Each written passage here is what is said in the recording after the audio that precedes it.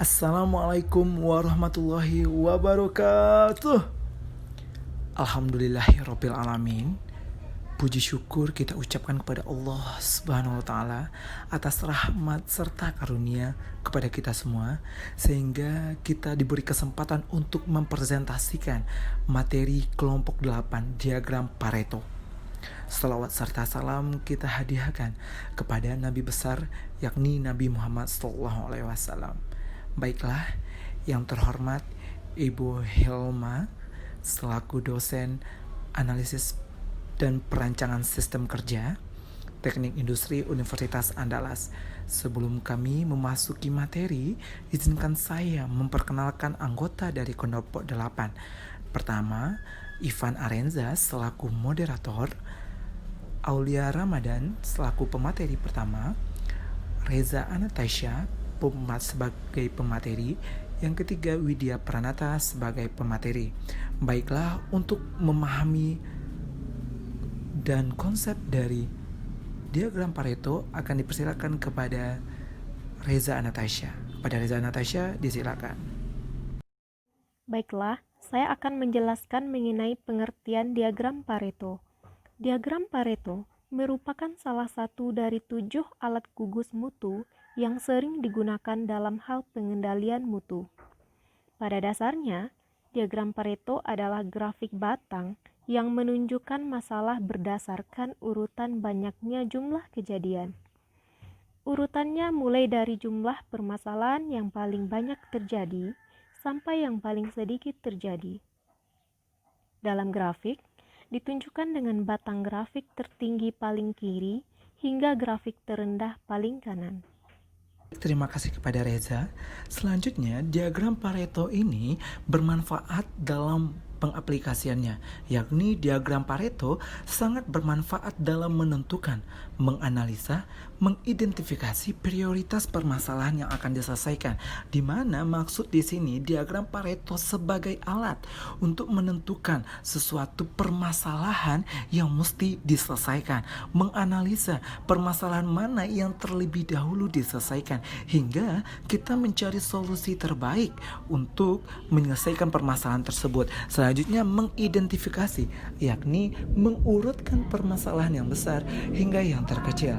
Kemudian permasalahan yang paling banyak dan sering terjadi adalah prioritas utama kita untuk melakukan tindakan. Hal inilah diagram Pareto hadir sebagai alat untuk menyelesaikan permasalahan tersebut atau tolak ukurnya. Terima kasih. Nah, kapankah kita menggunakan diagram Pareto ini?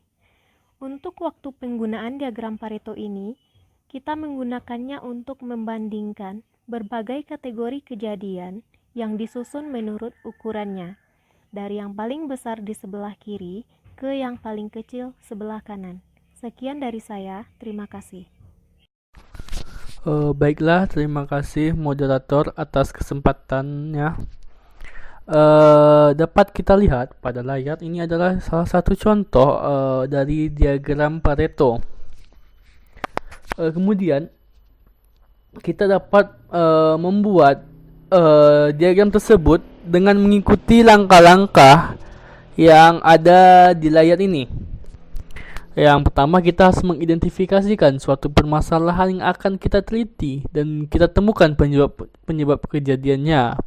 Contohnya itu misalkan pada permasalahan tingginya tingkat cacat di produksi perakitan PCB yang dapat kita temukan salah satu penyebabnya yaitu no shoulder atau adapun shoulder crack.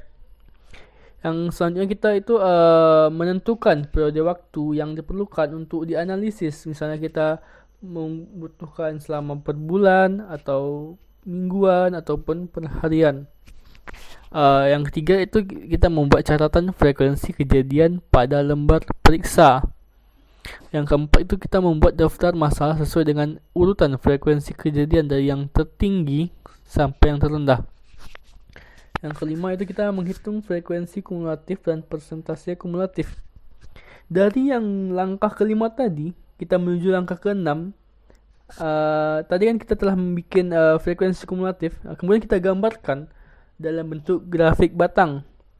Langkah ketujuh, dari yang kita telah membuat presentasi kumulatif pada langkah yang kelima tadi, presentasi kumulatif itu kita bentuk dalam grafik garis. Kemudian langkah yang ke-8 kita terjemahkan Pareto chart tersebut. Kemudian langkah 9 kita mengambil tindakan berdasarkan prioritas kejadian.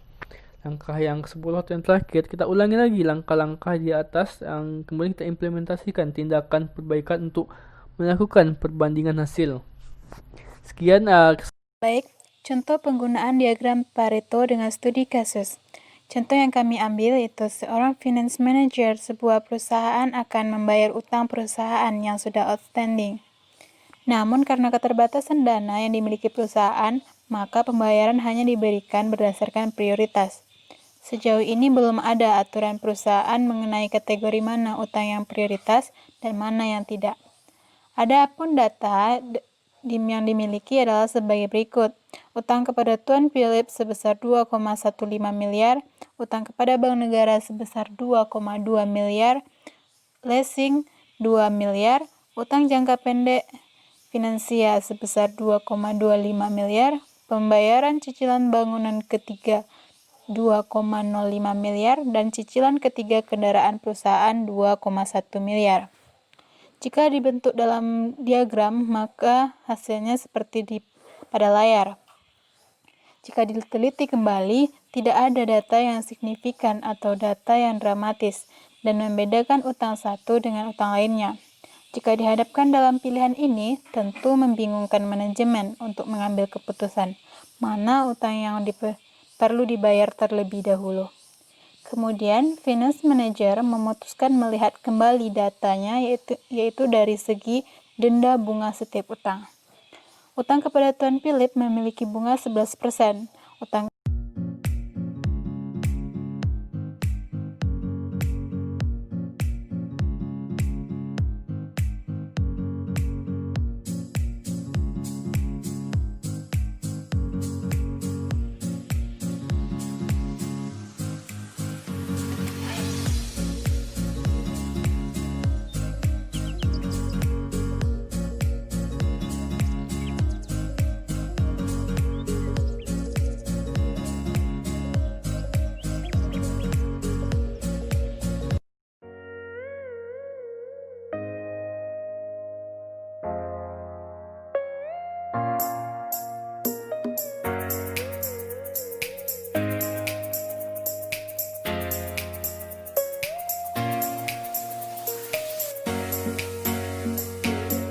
Baiklah, terima kasih Widya.